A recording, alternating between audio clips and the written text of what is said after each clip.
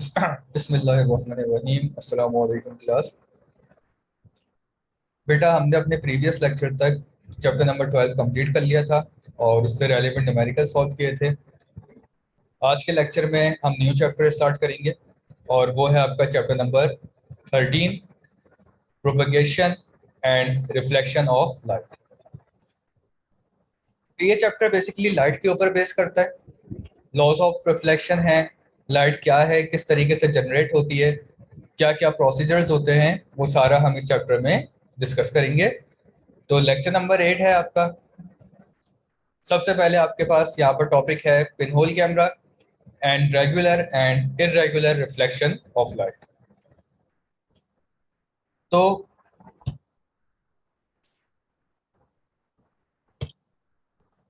Propagation and reflection of light, सबसे पहले what do you understand by rectilinear propagation of light और path of light, what is pinhole camera. देखिए बेटा, सबसे पहले रेक्टिलिनियर मोशन ऑफ लाइट यानी कि लाइट ट्रेवल किस तरीके से करती है। तो एज वी ऑल नो कि लाइट की ट्रेवलिंग होती है स्ट्रेट लाइन में। The ray of light travels in a straight line. This is known as rectilinear propagation of light. कि लाइट एक स्ट्रेट लाइन में ट्रेवल करती है और इसकी वजह और इसको हम जो इसका ट्रेवल करना है स्ट्रेट लाइन के अंदर, उसको हम कहते हैं रेक्टिलिनियर प्रोपेगेशन ऑफ लाइट। अब इसके बाद आपके पास टॉपिक है पिनहोल कैमरा। बेसिकली बेटा, ये बिल्कुल अर्ली कैमरा था। ठीक है, ये बेसिकली एक प्रॉपर कैमरा भी नहीं होगा, लेकिन उस जमाने के लिहाज से ये कह सकते हैं आप कि ये कैमरे की फॉर्मेशन थी। इससे पहले किसी के माइंड में नहीं था कि हम किसी इमेज को कैप्चर कैसे कर सकते हैं, किसी भी चीज की इमेज को किसी जगह पर होल्ड कैसे कर सकते हैं, कैप्चर कैसे कर सकते हैं। तो ये कैमरे की वेरी फर्स्ट इन्वेंशन थी जो कि 16 सेंचुरी में हुई थी।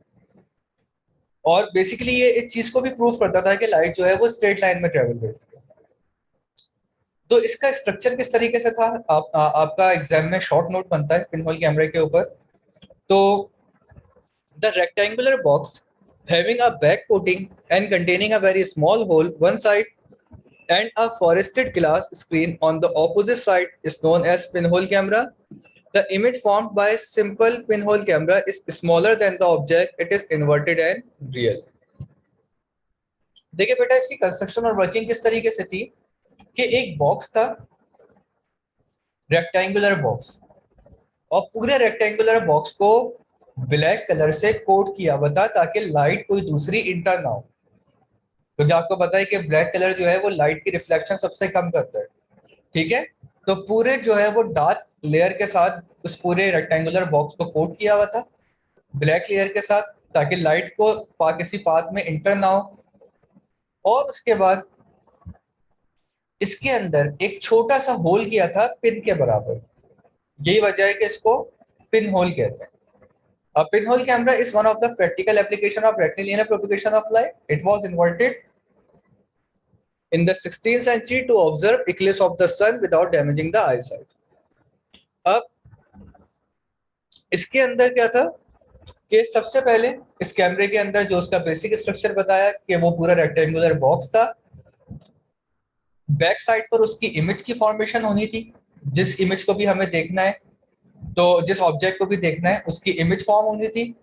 और फ्रंट साइड पर जो है वो आपकी फॉरेस्टेड ग्लास स्क्रीन थी जो कि इमेज फॉर्मेशन में हेल्प प्रोवाइड करती। इसके अलावा पूरा ये जो रेक्टेंगुलर बॉक्स था वो ब्लैक चादर के साथ, ब्लैक लेयर के साथ जो है वो कोटेड था, ताकि लाइट किसी और रीजन से इस कैमरे में इंटर ना हो, वरना तो इमेज खराब हो जाती है। ये तो बेटा आजकल के कैमरास में भी होता है कि हम जो है जब कोई इमेज ले रहे होते हैं तो हम रोशनी का ध्यान रखते हैं, बिल्कुल कम ना हो और बहुत ज्यादा भी ना हो। क्योंकि अगर आगे पीछे से कहीं से रोशनी कैमरे पर पड़ रही होगी ज्यादा, तो आपकी जो स्नैप आती है वो खराब हो जाती है। ठीक है, रोशनी उसको जो है वो इमेज को खराब कर देती है ऑब्जेक्ट। अच्छा, इसको बनाने का सबसे पहला पर्पस क्या था। वो पहला पर्पस ये था कि यहाँ पर इसमें आपको सोलर इक्लिप्स की इमेज देखनी थी। जो सूरज ग्रहण होता है, सोलर सोलर इक्लिप्स, उसकी इमेज देखने के लिए जो है वो पिनहोल कैमरे की इन्वेंशन हुई थी। क्योंकि सोलर इक्लिप्स को अगर हम अपनी नॉर्मल आंखों से देखें तो आके आई साइट डैमेज होने का खतरा होता है, ठीक है, और बहुत ज्यादा चांसेस होते हैं कि आई साइट डैमेज हो जाएंगी सोलर इक्लिप्स को देखने से। तो सोलर इक्लिप्स को किसी कैमरे के थ्रू रिकॉर्ड करना या उसको देखना कैमरे के थ्रू, इसके लिए जो है वो पिनहोल कैमरे की इन्वेंशन है। तो यहाँ पर जस्ट लाइक नॉर्मल कैमरा, किसी किस्म की कोई मेमोरी कार्ड तो लगा हुआ नहीं था, तो वो इमेज जो है वो जिस वक्त तक ऑब्जेक्ट खड़ा रहता तो उसकी इमेज नजर आती, अगर ऑब्जेक्ट चला जाता तो वो इमेज भी जो है वो गायब हो जाती, क्योंकि इस कैमरे के अंदर कोई इलेक्ट्रॉनिक मैकेनिज्म तो था नहीं कि आप उस इमेज को सेव कर लें। एक बॉक्स के साथ जो है वो कैमरा बनाने की ट्राई की थी, ठीक है, लेकिन इस पिन होल ने आपके कैमरे का कॉन्सेप्ट प्रोवाइड किया था, और बाद में इसी की मदद से जो है वो हमारे मुख्तलिफ किस्म के कैमरास इन्वेंट हुए। तो होता ये था बेटा कि इस बॉक्स को उस सोलर इक्लिप्स के आगे रखा या किसी भी ऑब्जेक्ट के आगे रखा, उस ऑब्जेक्ट के ऊपर जब रे ऑफ लाइट पड़ती तो वो रे ऑफ लाइट रिफ्लेक्ट होती, रिफ्लेक्ट होने के बाद इस बॉक्स के ऊपर पड़ती, बॉक्स के अंदर एक पिन की साइज का होल है, उस रे ऑफ लाइट वो रे ऑफ लाइट उस होल से इंटर होकर इस जो गिलास यहाँ पर फॉरेस्टेड गिलास था उसकी मदद से यहाँ पर इमेज की फॉर्मेशन करती बॉक्स के बिल्कुल ऑपोजिट साइड पर। वो जो इमेज फॉर्म होती वो एक तो ऑब्जेक्ट से साइज में छोटी होती, दूसरी इन्वर्टेड होती, यानी कि left hand side right hand side पर नजर आता है, यानी कि ये ऑब्जेक्ट है ए बी सी, ये इसके तीन रीजन है, तो इमेज जो नजर आती है आपको वो बिल्कुल इसकी उलट नजर आती है, यानी कि सी बी ए, ये आप देख रहे हैं ये ऑब्जेक्ट की इमेज नजर आएगी बिल्कुल इसकी इन्वर्टेड सी बी ए, और इमेज जो होती है वो रियल इमेज होती है, ठीक है, यानी कि जो ऑब्जेक्ट मौजूद होता है एग्जैक्टली वही इमेज नजर आ रही होती है, लेकिन उलट होकर नजर आती है, इन्वर्ट होकर नजर आती है। तो ये इसका पूरा रीजन था, ठीक है। A narrow pencil of rays starting from point A passes through the pinhole O and illuminate a small area as A. Similarly, a narrow pencil rays of starting from C illuminate a small area C. तो वही है बेटा, दो किस्म की raises यहाँ पर generate हुई, एक ए से जनरेट हुई, एक सी से जनरेट हुई। उन्होंने इस जीरो रीजन के ऊपर उन रेस ने आपस में स्ट्राइक किया, जो आपका पिन होल था जहां पर उस बॉक्स के ऊपर छोटा सा होल था, और उस होल से एंटर होकर वो रेसेस यहाँ पर इन्वर्ट हो गई C2 A की तरफ। तो ये पूरा बेटा इसका मैकेनिज्म था पिन होल का। आई होप आप लोगों को अंडरस्टैंड हुआ होगा। इसके बाद आपके पास नेक्स्ट टॉपिक आता है रिफ्लेक्शन ऑफ लाइट। अब देखिए बेटा, हमें पता है कि लाइट रिफ्लेक्ट करती है और उसके रिफ्लेक्शन ही की वजह से हमें ऑब्जेक्ट नजर आता है। जब कोई लाइट किसी ऑब्जेक्ट के ऊपर रिफ्लेक्ट करती है और रिफ्लेक्ट होकर वापस हमारी आंखों में पड़ती है तो हमें उस ऑब्जेक्ट का इमेज नजर आता है, और अगर उसकी रिफ्लेक्टेड रे हमारी आंखों में नहीं पड़े तो हमें उस ऑब्जेक्ट का इमेज नजर भी नहीं आता, वो ऑब्जेक्ट हमें नजर नहीं आता। यही वजह है कि हम अंधेरे में ऑब्जेक्ट नहीं देख सकते, सही है। अगर किसी जगह फुल अंधेरा हो तो हम चीजों को नहीं देख सकते क्योंकि लाइट नहीं पड़ती, जब लाइट ही नहीं पड़ेगी तो रिफ्लेक्शन भी नहीं होगा। So, if a light traveling through a medium and it strikes by surface and opaque body, a part of it is sent back in the same medium. This phenomena is known as reflection of light. तो अगर एक light किसी medium पर पड़ रही है, ठीक है, और उसके बाद जो है उसका कुछ हिस्सा जो है वो रिफ्लेक्ट हो, वापस उसी मीडियम पर आए और किसी ऑब्जेक्ट के ऊपर पड़े, तो वो हिस्सा जो है वो आपका, वो चीज आपकी रिफ्लेक्शन ऑफ लाइट कहलाती है। रिफ्लेक्शन बेटा दो तरीके के होते हैं, एक होता है रेगुलर रिफ्लेक्शन और एक होता है इरेगुलर रिफ्लेक्शन। रेगुलर रिफ्लेक्शन क्या है? when some parallel beams of light strike on ideal smooth surface, they reflect back in a particular direction and again remain parallel to each other. This reflection is called regular reflection of light. देखिए बेटा, regular reflection के अंदर होता यह है कि रे of light आपकी जब किसी ऑब्जेक्ट के ऊपर पड़ती है तो जिस एंगल से, एंगल ऑफ इंसिडेंस, जो यानी जिस एंगल से रे ऑफ लाइट ऑब्जेक्ट पर आई है एग्जैक्टली उसी एंगल से जो है वो रिफ्लेक्ट होती है, यानी कि एंगल ऑफ इंसिडेंस, यानी कि लाइट का उस ऑब्जेक्ट पर टकराने का एंगल जिसको हम एंगल ऑफ इंसिडेंस कहते हैं, और एंगल ऑफ रिफ्लेक्शन यानी कि लाइट का वापस रिफ्लेक्ट होने का एंगल सेम होता है। तो अगर किसी ऑब्जेक्ट के ऊपर एंगल ऑफ इंसिडेंस और एंगल ऑफ रिफ्लेक्शन सेम है तो ऐसे रिफ्लेक्शन को हम कहते हैं रेगुलर रिफ्लेक्शन।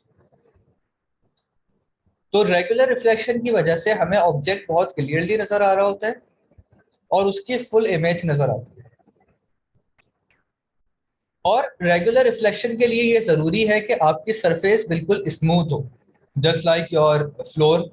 ठीक है, आपके रूम का फ्लोर हो गया या कोई भी स्मूथ सरफेस, ठीक है, जहां पर रॉकी एरिया ना हो, जहां पर पहाड़ ना हो और सरफेस बहुत ज्यादा जो है वो स्कैटर्ड ना हो, तो वो चीज जो है वो तो वो वहां पर आपका रेगुलर रिफ्लेक्शन होगा। अच्छा, इरेगुलर रिफ्लेक्शन क्या है कि रे ऑफ लाइट अगर किसी ऑब्जेक्ट पर पड़े और उसी एंगल से वापस ना आए बल्कि वो अपना एंगल ऑफ रिफ्लेक्शन को चेंज कर दे, तो ऐसा रिफ्लेक्शन जो है वो इरेगुलर रिफ्लेक्शन कहलाता है।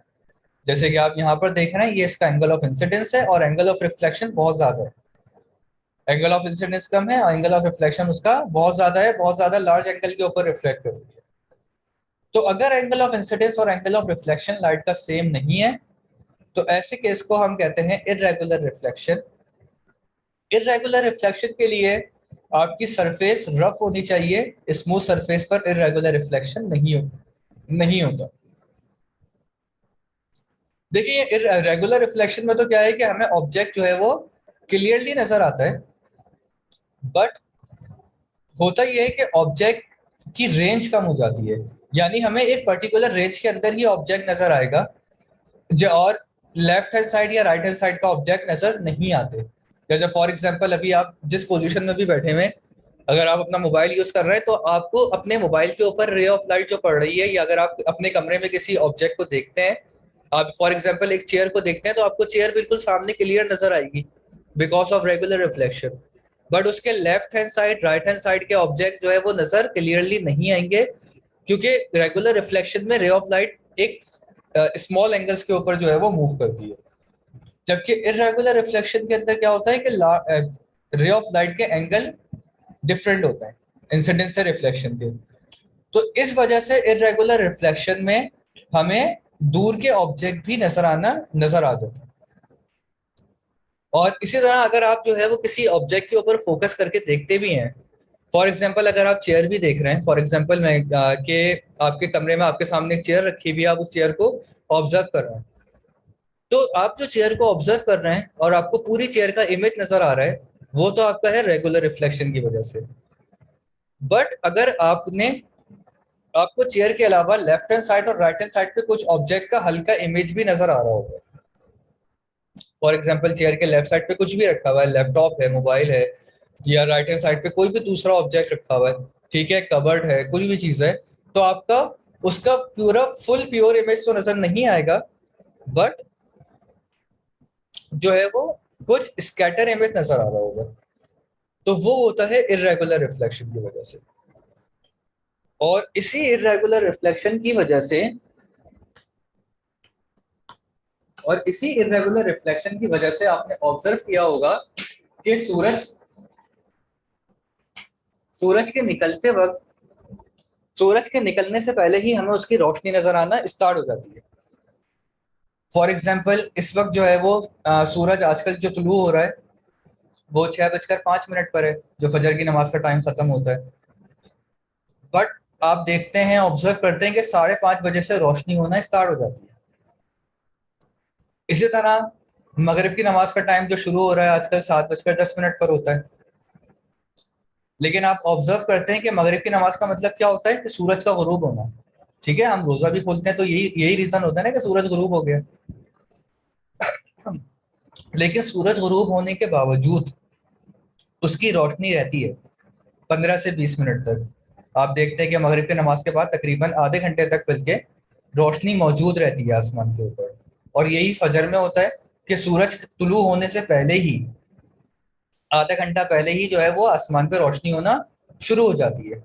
उसकी वजह क्या है कि सूरज जो है, जैसे फॉर एग्जांपल लाहौर है, ठीक है, वो क्योंकि ऊपर है, कराची नीचे की तरफ है, सूरज उस रीजन के अंदर आपका सनराइज हो चुका होता है, लाहौर के अंदर आपका फॉर एग्जांपल सनराइज हो गया। अब सूरज की रोशनी अर्थ की सरफेस पर पड़ रही है, और अर्थ की सरफेस हर जगह से स्मूथ नहीं है, कहीं से स्मूथ है और कहीं से वहां पर सरफेस रफ है।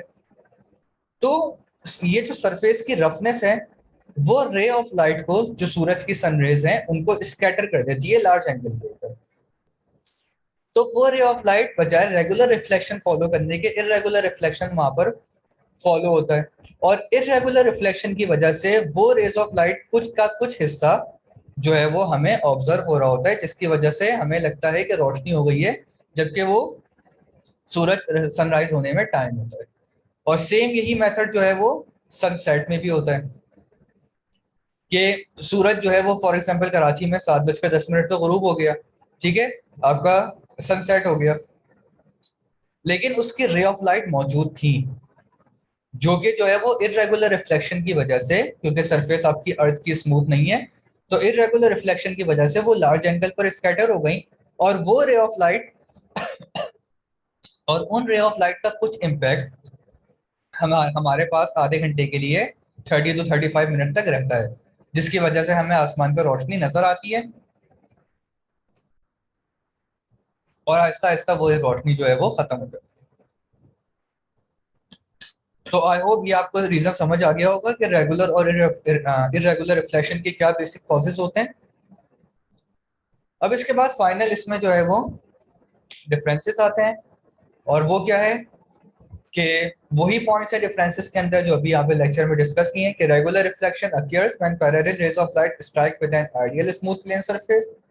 कि रेगुलर रिफ्लेक्शन वहां पर होता है जहाँ पर सरफेस स्मूथ हो, जबकि इरेगुलर रिफ्लेक्शन वहां पर होगा जाके सर जहां पर सरफेस स्मूथ ना हो।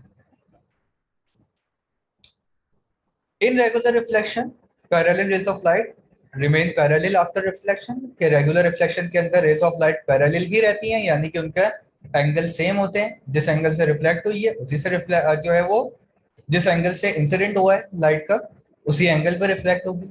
जबकि इरेगुलर रिफ्लेक्शन के अंदर रे ऑफ लाइट पैरेलल नहीं होती, और एंगल ऑफ इंसिडेंस और एंगल ऑफ रिफ्लेक्शन सेम नहीं होती। तो बेटा ये था आपका topic, reflections of light of pinhole camera का। अपने काम को जो है वो टाइम पर कंप्लीट रखें, और कोई इशू हो तो आप कंसल्ट करें। टेक केयर क्लास, अल्लाह हाफिज़।